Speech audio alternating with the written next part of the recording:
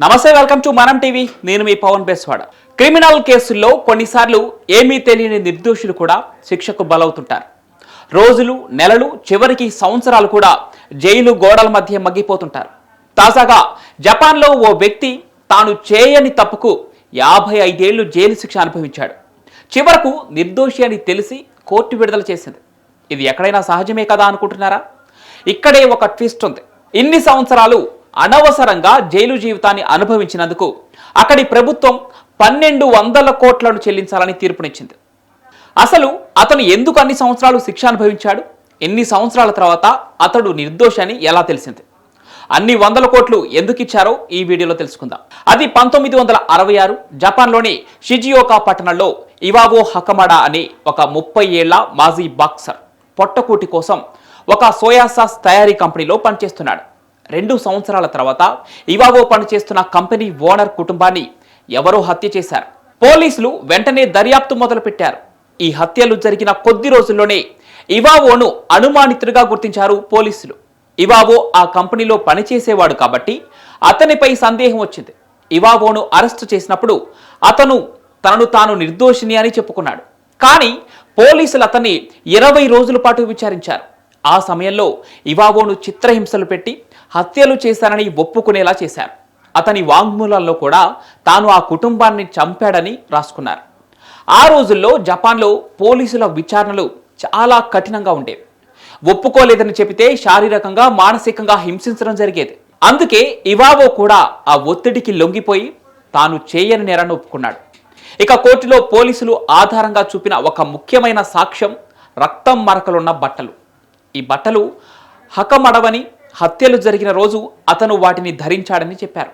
ఈ బట్టలు ఒక లాకర్లో దొరికాయని, అవి హత్యల తర్వాత సోయా సాస్ ట్యాంకులో ముంచి దాచినట్లు పోలీసులు వాదించారు.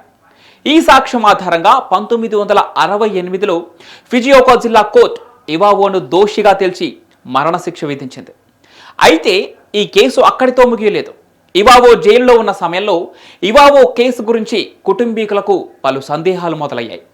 ఇవావో సోదరి హిడేకో, అతని న్యాయవాదులు ఈ తీర్పును సవాల్ చేశారు. ఆ రక్తం మరకలున్న బట్టలు నిజంగా ఇవావోవి కాదని, అవి అతని సైజుకు సరిపడవని వాదించారు.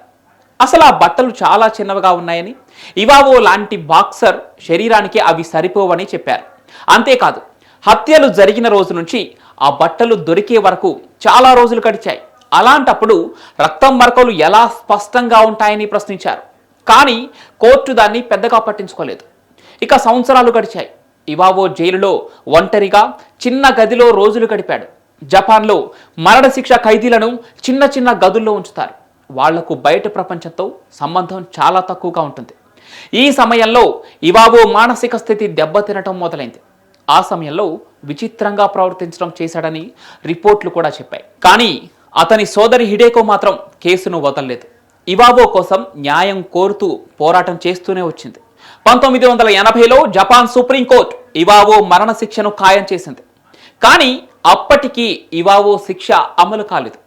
సమయం గడుస్తున్న కొద్దీ ఈ కేసు గురించి కొత్త సాక్ష్యాలు బయటకు వస్తున్నాయి. 2000 సంవత్సరంలో DNA టెక్నాలజీ మరింత పెరిగింది. ఇవావో న్యాయవాదులు ఆ రక్తం మరకలున్న బట్టలపై DNA పరీక్షలు చేయాలని కోరారు. 2014లో షిజుయోకా జిల్లా కోర్టు ఈ పరీక్షలకు అనుమతినిచ్చింది. ఇక ఆ పరీక్షలో ఆశ్చర్యకరమైన విషయం బయటపడింది. ఆ బట్టలపై ఉన్న రక్తం ఇవావోది కాదని, బాధితులది కూడా కాదని తేలింది. ఈ ఫలితాలతో కోర్టు ఇవావో కేసును మళ్లీ విచారణ జరపాలని ఆదేశించింది. ఇక దీనితో 48 సంవత్సరాల జైలు జీవితం తర్వాత 2014లో ఇవావో జైలు నుంచి విడుదలయ్యాడు. అప్పటికి అతని వయసు 78 సంవత్సరాలు. ఇవావో విడుదలైనప్పటికీ అతని కేసు పూర్తిగా ముగియలేదు. ప్రాసిక్యూషన్ ఈ DNA ఫలితాలను సవాల్ చేసింది. మళ్లీ విచారణలు జరిగాయి. 2023లో టోక్యో హైకోర్టు ఇవావోను నిర్దోషిగా ప్రకటించింది. అతనికి వ్యతిరేకంగా ఉన్న సాక్ష్యాలు పోలీసులు తారుమారు చేసినవని తేల్చింది. ఈ తీర్పుతో ఇవావో పూర్తిగా న్యాయం పొందాడు. నిర్దోషాన్ని తేలడంతో పాటు చేయని నేరానికి అత్యంత సుదీర్ఘ కాలం జైలు జీవితాన్ని గడిపినందుకు గాను రోజుకు $85 చొప్పున నష్టపరిహారంగా ఇవ్వాలని న్యాయస్థానం ప్రభుత్వానికి సూచించింది. అంటే రోజుకు 12,300 రూపాయలన్నమాట. ఈ లెక్క ప్రకారం 55 ఏళ్లకు గాను $1.44 మిలియన్ అంటే దాదాపుగా 1200 కోట్ల రూపాయలు నష్టపరిహారంగా పొందాడు. అయితే అధికారులు చేసిన తప్పుకు ఇవావో తన జీవిత కాలాన్ని పోగొట్టుకున్నాడు. దానికి ఫలితంగా డబ్బునైతే పొందాడు, కానీ తన స్వేచ్ఛను కోల్పోయాడు. అయినా ఇప్పుడు ఇవావో వయస్సు 78 ఏళ్ళు. ఈ వయసులో ఎంత డబ్బున్నా ఏం లాభం? అనుభవించడానికి వయసు లేనప్పుడు. ఇవావో కథ ఒక జపానే కాదు, ప్రపంచం మొత్తం గుర్తుంచుకోవాల్సిన నిజం. న్యాయం ఆలస్యమైతే అది అన్యాయమే అన్నమాట ఇవావో కేసులో మరోసారి రుజువైంది. ఇక ఇవావో కేసు మీకు ఎలా అనిపించిందో కామెంట్ల రూపంలో తెలియజేయండి. వీడియో నచ్చితే లైక్ చేసి షేర్ చేయండి. ఇలాంటి మరిన్ని ఇంట్రెస్టింగ్ వీడియోస్ కోసం మనం టీవీని సబ్స్క్రైబ్ చేసుకోండి.